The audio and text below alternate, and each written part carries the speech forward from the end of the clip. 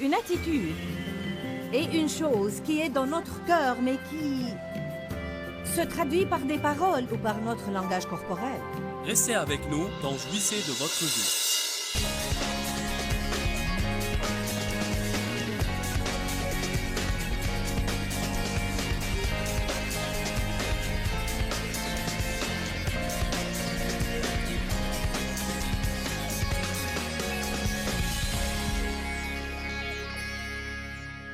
Ce matin, je vais enseigner sur les attitudes. Quelqu'un m'a donné ce matin une chose que j'avais en fait vue auparavant, mais c'est une déclaration magnifique. Et je vais vous la lire. Faites attention à vos pensées, car elles deviennent vos paroles. Faites attention à vos paroles, car elles deviennent vos actions. Faites attention à vos actions, car elles deviennent vos habitudes. Faites attention à vos habitudes, car elles deviennent votre caractère. Faites attention à votre caractère, car il devient votre destinée. J'ai dit dans la soirée d'ouverture que nos paroles déterminent comment va être notre vie. Nos pensées, plutôt, déterminent comment va être notre vie. Si nous sommes incapables de penser et de parler en accord avec le projet de Dieu, nous finirons par avoir ce que l'ennemi veut pour nous, c'est-à-dire la destruction. Matthieu 12 dit « De l'abondance du cœur, la bouche parle ». Romains 4, 17 dit « Nous servons un Dieu qui appelle les choses, un Dieu qui donne la vie aux morts et appelle les choses qui ne sont point comme si elles existaient déjà. » En d'autres termes, Dieu reconnaît la force des paroles et il parle aux choses qui ne sont point comme si elles étaient. Ce matin, je me suis levée et j'ai parlé. J'ai déclaré certaines choses exprès. Je me suis allongée un moment sur mon lit et j'ai pensé à certaines choses exprès. Nous avons parlé de se faire une façon de penser, de rester au lit un moment le matin et de déterminer nos pensées. Une des choses que j'ai pensées et même marmottées à voix basse était « Dieu, j'aimerais que tout marche comme je veux aujourd'hui, mais ça peut ne pas être le cas. Si ce n'est pas le cas, je ferai tout ce que tu veux que je fasse, même si je dois souffrir pour le faire. Je me suis déterminée à endurer tout ce que je dois endurer pour accomplir la volonté de Dieu aujourd'hui.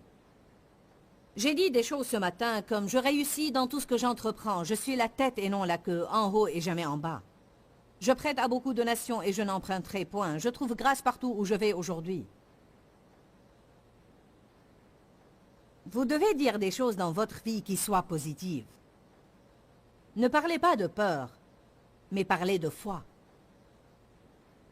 Nos pensées affectent nos paroles, nos pensées affectent nos humeurs, nos pensées affectent nos attitudes. Je vais vous parler ce matin de plusieurs attitudes qui, je crois, être des positions de force dans notre vie, parce qu'une attitude est vraiment une position que nous prenons. En fait, j'ai cherché la définition du mot attitude et elle dit « façon de tenir son corps ou position prise ». En d'autres termes, si celui qui s'occupe de moi à l'épicerie ne va pas assez vite, je peux... Bien que je n'ai pas ouvert la bouche, mon langage corporel dit « tu y es en train de m'irriter ». Donc une attitude est une chose qui est dans notre cœur, mais qui se traduit par des paroles ou par notre langage corporel. C'est une position mentale concernant une circonstance ou un fait. Un état de préparation pour réagir d'une manière spécifique. Nous pouvons avoir de bonnes attitudes et de mauvaises attitudes, c'est à nous de choisir. Nos pensées sont les matières premières de nos attitudes. Les bonnes attitudes sont alimentées par les bonnes pensées, les mauvaises attitudes sont alimentées par les mauvaises pensées. Notre attitude détermine notre altitude. Notre attitude détermine la qualité de notre avenir. J'ai été victime de violences sexuelles et pour un moment, j'en voulais à tout le monde. J'avais une attitude haineuse, hostile, j'accusais tout le monde, je m'apitoyais sur moi-même et je n'allais nulle part. Lorsque j'ai décidé, d'après la parole de Dieu, lorsque j'ai décidé de changer mon attitude et d'avoir une attitude selon Dieu envers une situation impie, à ce moment-là, les choses ont changé dans ma vie. Vous ne pouvez pas juste attendre qu'une bonne attitude se produise, vous devez décider quel genre d'attitude vous allez adopter. Je prie que cela n'arrive à personne, mais si vous sortez d'ici pour aller chercher votre voiture et elle a un pneu crevé, vous devrez décider quel genre d'attitude vous allez adopter. Là et à ce moment, vous devrez prendre une décision. Soit vous dites, c'est incroyable, je suis venu à ce séminaire tout le week-end et maintenant regardez ce qui m'arrive. Eh bien, où est Dieu dans ma vie maintenant? Ou bien vous dites, Dieu soit loué. Alléluia. J'ai besoin d'aide, Seigneur. Je vais croire qu'il y a un dessein derrière ça. Peut-être êtes-vous célibataire et vous vous fiez à Dieu pour trouver un mari et vous allez rencontrer l'homme de vos rêves. Peut-être qu'il va venir pour changer le pneu crevé si vous gardez une bonne attitude. Vous ne savez jamais ce que Dieu a en réserve pour vous. Que de fois nous chambardons complètement des opportunités que Dieu nous présente parce que nous commençons la chose avec une attitude puante au lieu de faire preuve de foi. Quelque chose de bien peut en résulter. Quelque chose de bien peut en résulter. Dave et moi, nous nous accrochons beaucoup au passage dans Romains chapitre 8 qui dit « Toute chose concourt au bien ». Même parfois, lorsque nous avons des conflits avec les gens, nous essayons de nous rappeler que parfois le conflit dans une relation est finalement ce qui rend cette relation meilleure. Nous n'aimons pas le conflit, nous voulons le changement. Mais parfois, pour avoir le changement, vous devez affronter les problèmes là où ils se trouvent. Et normalement, lorsqu'il y a un affrontement, les deux parties ont besoin d'un peu de temps pour aller au-delà de la partie charnelle et entrer dans la partie où elles sont prêtes à écouter Dieu.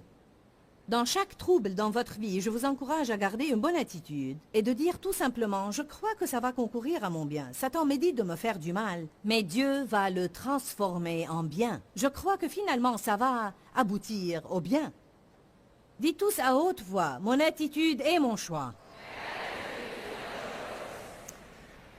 J'ai 10 attitudes dont je vais vous parler ce matin. Je ne sais pas combien je vais élaborer à leur propos. Je vais au moins vous les mentionner. Je n'arriverai probablement pas à faire un enseignement sur les 10.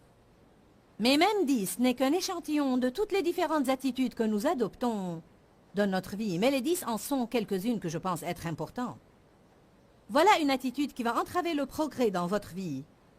Et comme nous voulons le progrès, nous ne devons rien faire qui puisse l'entraver. Mon avenir est fondé sur mon passé et sur mon présent. C'est une mauvaise attitude.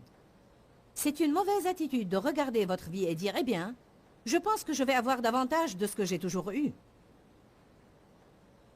J'ai eu un début triste, alors je pense que je vais avoir une fin triste. » Non, vous devez avoir une vision. Le peuple sans vision périt, dit la Bible. Peu importe ce qui est arrivé dans le passé et ce qui arrive maintenant, vous devez croire qu'une chose importante peut arriver dans votre avenir. Peut-être que vous connaissez ce passage, mais allez à Jérémie 29. Non, lisons Éphésiens 5 d'abord. Éphésiens 5:15. Soyez attentifs à votre façon de vivre. Vivez avec un but, dignement, avec circonspection, non comme les imprudents et les insensés, mais comme des sages, des gens raisonnables. Mettez à profit le temps présent, achetez chaque opportunité, car les jours sont mauvais. Le verset 17 est vraiment important. Ne soyez pas vagues, inconsidérés et insensés, mais comprenez et saisissez fermement la volonté de Dieu pour vous. Quelle est la volonté de Dieu pour vous? Ce n'est pas d'avoir une mauvaise vie. La volonté de Dieu pour vous n'est pas d'être malheureux, ni d'être pauvre ou misérable, ou d'avoir un corps rongé de faiblesse et de maladie.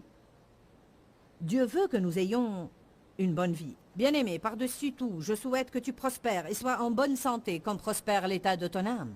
La volonté de Dieu pour nous est de devenir des adultes et de mûrir spirituellement. Sa volonté est qu'on ait de bonnes relations. Beaucoup de ce que nous avons eu par le passé a été car l'ennemi s'est immiscé et a pénétré. Vous ne pouvez pas regarder votre passé et être désespéré et sentir que votre avenir va toujours être ce qu'a été votre passé. Malgré ce que vous avez enduré, ou malgré ce que peut-être vous endurez en ce moment, je veux vous encourager aujourd'hui à être positif à l'égard de votre avenir. Pensez-y positivement. Parlez-en positivement. Jérémie 29:11, lisons-le.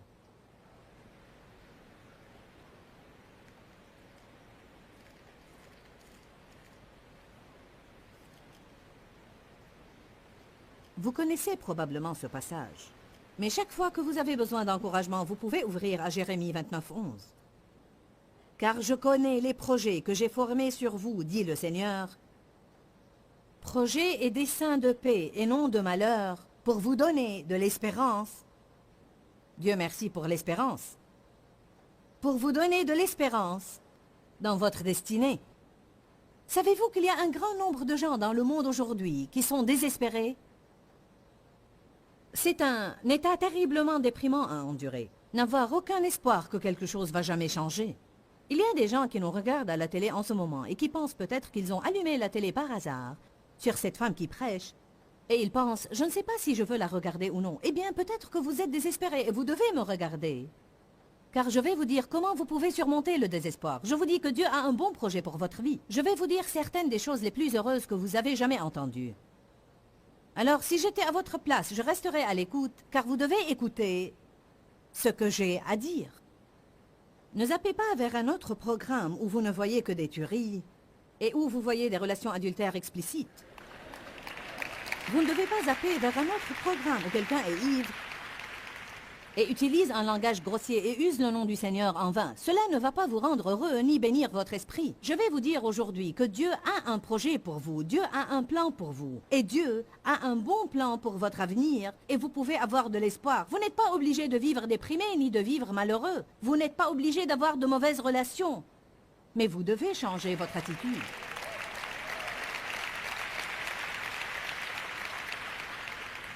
Nous sommes trop affectés par ce que nous voyons. Nous voyons comment sont les choses autour de nous, et le diable nous dit, rien ne va jamais changer. Ésaïe 11, verset 3 nous dit que Jésus n'a pas jugé sur l'apparence ni sur un oui-dire. S'il n'a pas jugé ce qui se passait avec ce qu'il a entendu ou vu, alors avec quoi l'a-t-il jugé? Il sentait ce qui se passait par son esprit. Il croyait la parole de Dieu plus que ses circonstances et ses situations. Mon Dieu, si je considère où j'ai commencé, selon la raison, je n'aurais eu aucun espoir. Il y a une trentaine d'années de ça, d'être là à faire ce que je fais aujourd'hui. Je vais répéter, vous ne pouvez pas vous rendre compte combien il est ridicule, selon les normes habituelles, que je sois en train de le faire. Je n'étais pas une bonne matière première pour être dans un ministère à plein temps et pour prêcher l'Évangile partout dans le monde. Jésus a dit, ramassez les morceaux qui restent afin que rien ne se perde.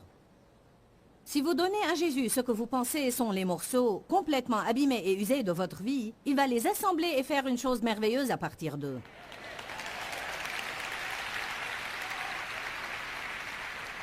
Dieu peut faire beaucoup à partir de peu, mais il peut faire plus à partir de rien. Il a créé tout ce que nous voyons à partir de rien.